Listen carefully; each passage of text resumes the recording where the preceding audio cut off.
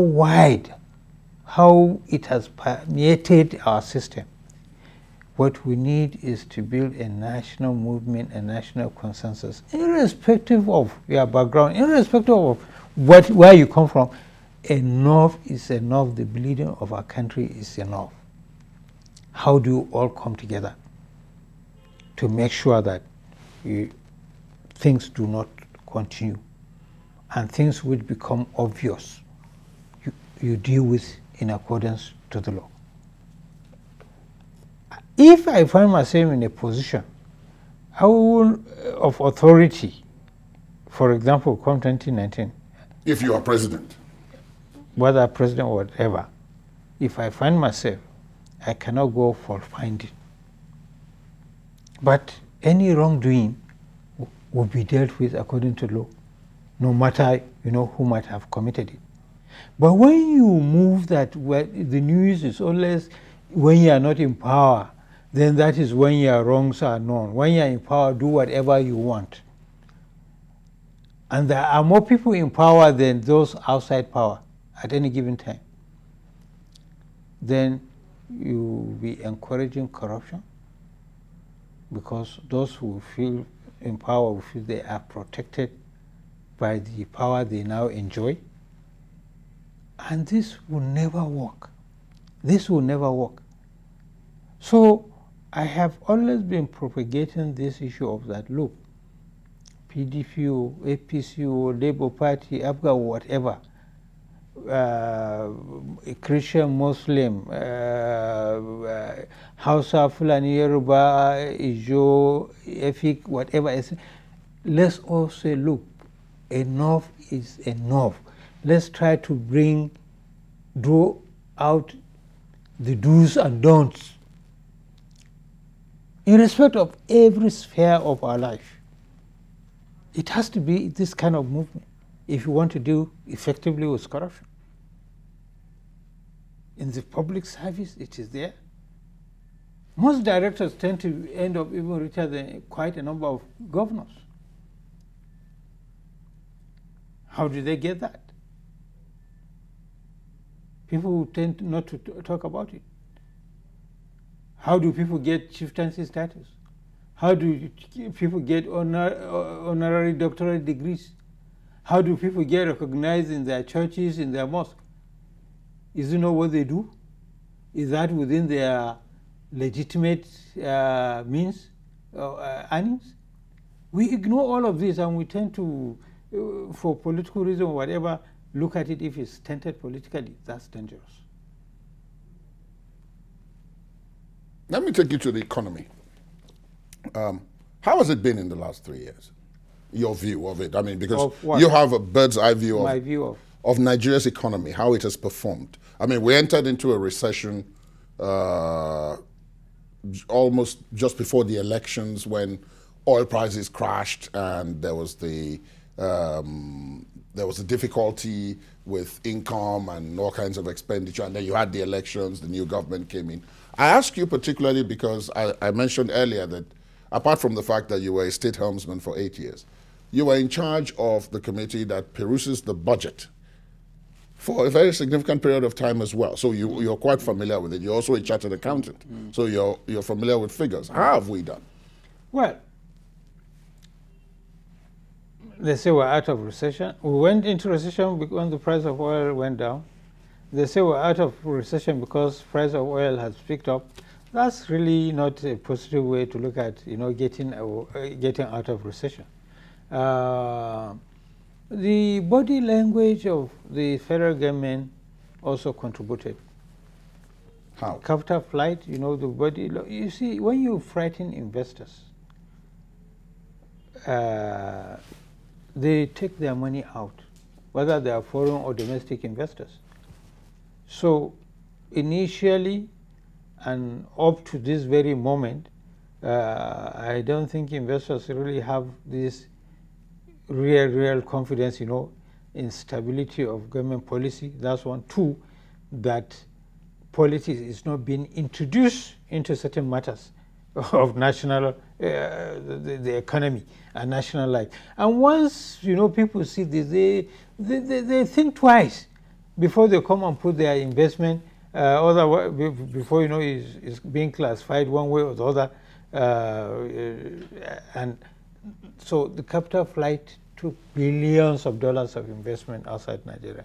That largely contributed to the depreciation of the naira, and also you know the country getting into recession.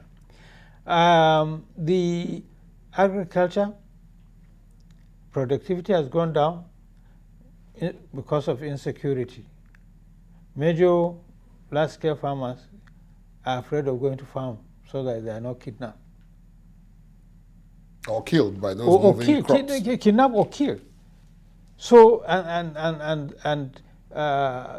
opening up even the market, you know, the import of maize have made all those who cultivated maize lose heavily in the last farming season.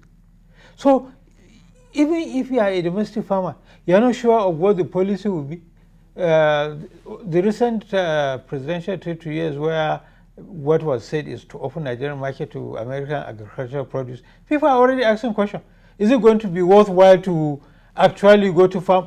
How are these things, is that not going to crash again? You know, the prices the prices, what I put in, can I even get what I put in? Not to talk of making a living. So we need to be very, very, very careful, you know, the kind of policies that we've put in place.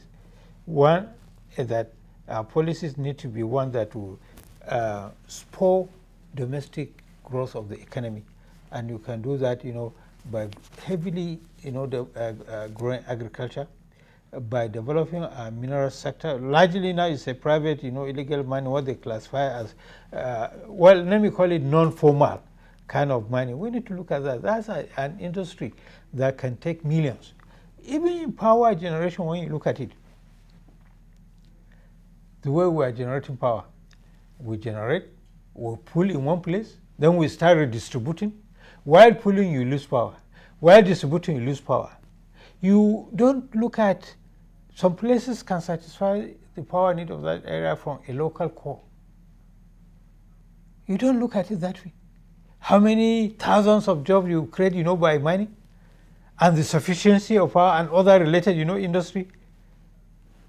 So we need to break certain policies we have now in place that have economic bearing in such a way that localities endowed in one resource or the other, it can be economically viable to mine or utilize those local resources, support economic development in that area, and add up to the national economy in one way or the other. So a whole lot of things, you know, that we need actually to do, but security is one, and stable government policy is another. And we must not be a confused government. One minister will say one thing, the next moment another minister is countering what the other minister has said. When your government talks, it should be one straight talk that people can plan on. Now, what do you make about, because again, you were in the National Assembly, what do you make about this controversy over jumbo pay, especially with the one we know, which is from the Senate? I'm happy you said the one you know. You see, it's the one you don't know that is more disturbing. The budget of this country, about 8 trillion. The budget of National Assembly, about 150 billion. Totality. For God's sake, what tells you that it is how 150 billion was spent out of 8 trillion that is the problem of the economy in the country? I'm not saying there are no issues there. That 150, is it up to 1% of 8 trillion? That's why we're missing it. That's why, you know, I have been saying that whatever we are going to do or should be doing must be holistic. Let's not, for convenience, find the fault in one corner, continue to magnify it, and allow the fault in most places be going on. And that's where the problem is. cost of running government is too high. Whether you call it executive, legislature, or judiciary, or whatever, the cost of running government is too high. If we're going to do something about it, let's sit down, let's look at it. How do you cut down the cost of running government? That's far more holistic. Not just the cost of running government. Value for money, for our money, must be central in how we spend it. Look at what we have read.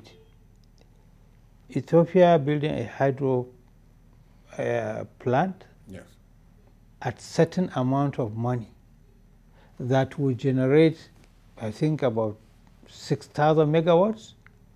Nigeria to spend twice that money to generate half megawatts. Does it make sense to you? Does it make sense to you? I should ask you. It doesn't make sense to me. It shouldn't make sense to any Nigerian. Why is Nigeria spending twice amount of money to generate only half of what another country is generating at half price? And that's why money is going out. So when you see this issue of paint somebody black, continue to beat about that, diversionary. The person may be wrong. I'm not saying that the person was right, but it's largely diversionary. When you divert attention, everybody is talking about the same thing. Then the guzzlers will keep on guzzling.